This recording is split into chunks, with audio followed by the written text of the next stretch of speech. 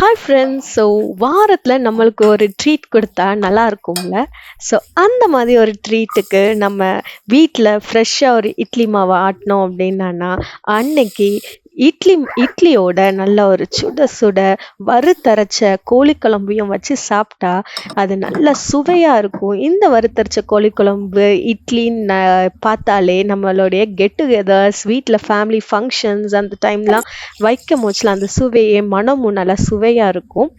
So இந்த இதுக்கு ஒரு ஸ்வீட்னருக்காக நம்ம ரவா கேசரி நம்ம பண்ணிக்கிடலாம். ஸ்வீட்னர் இருந்தால் தான் நம்மளுக்கெல்லாம் ஒரு டேஸ்டியாக நம்ம சாப்பாடு இறங்கும்.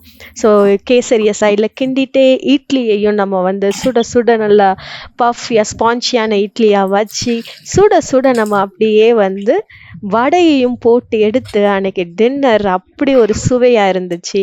கண்டிப்பாக இந்த ரெசிபீஸ் எல்லாம் அடுத்த லிங்க்ல நான் கொடுக்குறேன் ஒன்றா.